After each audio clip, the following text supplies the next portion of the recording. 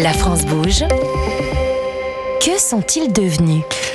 Alors, il avait à peine 18 ans lors de son passage dans La France bouge. Et oui, à l'époque, son entreprise s'appelait Élèves solidaires. Une idée qui a germé lors du premier confinement pour soutenir les élèves, les étudiants en décrochage scolaire et puis souvent seuls.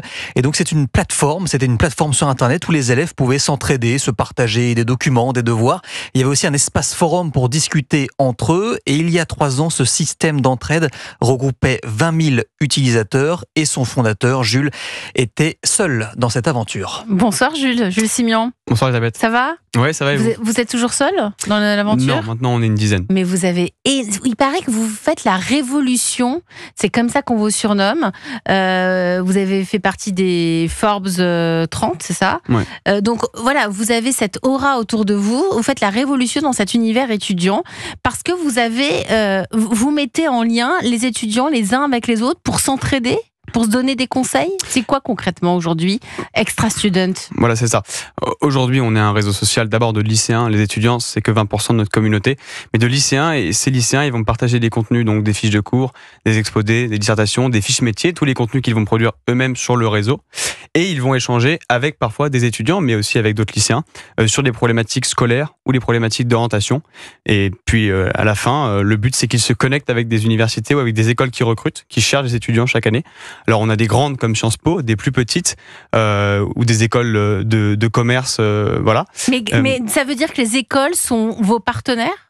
Les écoles sont nos partenaires. En fait, on a une communauté aujourd'hui de près de 300 000 lycéens et étudiants qui grandit forcément de jour en jour. Et ces lycéens-là et ces étudiants demain cherchent leur école. Et on s'est rendu compte que le problème, c'était que les lycéens cherchaient leur école. Ils n'avaient pas de moment pour discuter avec des responsables d'admission, à part les salons. Mais les salons, c'est souvent dans les grandes villes, c'est loin de chez soi. C'est compliqué de se déplacer et ponctuel. Et on n'a pas forcément une relation, qui est celle qu'on aimerait avoir avec quelqu'un lorsqu'on parle de nos études. Et donc on s'est dit, réunissons les écoles qui, elles, cherchent leurs futurs étudiants. Elles cherchent parfois parce qu'elles en ont pas assez, et surtout, souvent, parce qu'elles cherchent des étudiants de qualité sur un endroit où, en fait, on peut parler toute l'année. Et donc, c'est un salon virtuel toute l'année d'orientation. Parce qu'on intègre beaucoup de data, on va intégrer, c'est des associations sur le campus, le taux d'admissibilité, des visites virtuelles également qu'on va faire sur les campus avec des vidéos, avec des étudiants, pour vraiment permettre à l'étudiant au lycéen, d'avoir une immersion sur son campus et à l'école de discuter avec lui. C'est surtout ça, en fait, l'intérêt. C'est au-delà d'être une vitrine, c'est surtout un lieu de discussion, à la différence de beaucoup d'outils qui existent. Tout ça, c'est pour essayer d'affiner, de peaufiner son orientation. Donc, quand vous étiez venu, ça s'appelait Élèves solidaires. Aujourd'hui, c'est Extra Student. C'est pour pouvoir aller vers l'international que vous avez un peu anglicisé le nom de l'entreprise. Oui, c'est ça. Surtout d'abord de grandir en France. Nous, on n'a pas vocation qu'à être un réseau social. Aujourd'hui, on est une dizaine de salariés, mais j'aimerais qu'on soit forcément beaucoup plus. Et on veut vraiment devenir l'un des acteurs français les plus gros dans le domaine de l'aide scolaire et de l'aide à l'orientation. Parce que le résultat, vous pouvez quantifier, mesurer vos résultats une fois qu'on a eu un renseignement sur telle ou telle formation, qu'on a fait des visites virtuelles. Est-ce que vous pouvez mesurer la suite ? Déjà, on quantifie à notre communauté et à sa captivité. Nous, sur les réseaux sociaux, on a plus de 80 000 abonnés, c'est plusieurs millions de vues par mois. Sur notre plateforme, c'est souvent entre 40 et 60 000 actifs par mois. Pour les mois les plus faibles, parce qu'en ce moment on est en septembre.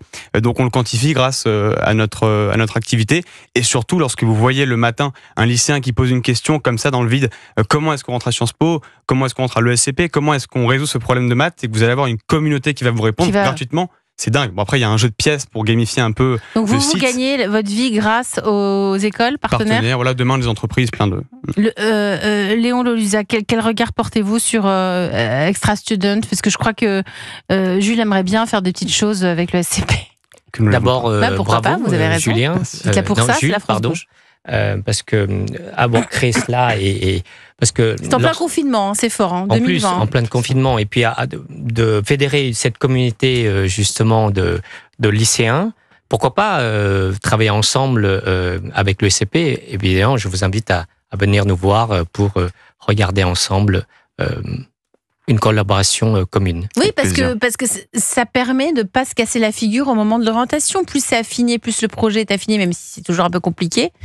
ça permet de... Même pour les grandes écoles, on pourrait se dire non, mais elles n'ont pas besoin de se montrer auprès de nouveaux lycéens. Regardez tout ce que vous avez appris ce soir. C'est ça, et puis les grandes écoles s'ouvrent à de nouveaux lycéens. Justement, nous, par exemple, une école comme Sciences Po, elle avait aucune raison d'être chez nous, mais sa volonté, c'était de s'ouvrir et de parler à une population qu'elle ne connaissait pas ou qui ne connaissait pas Sciences Po.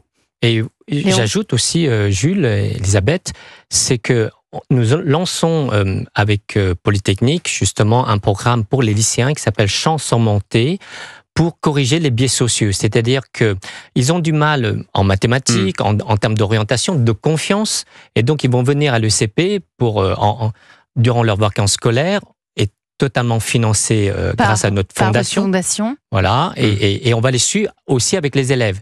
Du tutorat avec les élèves de l'ECP. Et ça pourrait être des futurs étudiants aussi, pour vous ? Pour nous et surtout pour les autres grandes écoles et universités. Donc nous, notre objectif, c'est de faire en sorte qu'ils ont 10, 11 de moyenne pour les faire remonter à 15 de moyenne de bac. Donc c'est très ambitieux. Et c'est pour ça qu'avec Jules, évidemment, on pourra travailler ensemble dans cet esprit. Ça s'appelle comment votre projet ? Chance Augmentée. Chance Augmentée.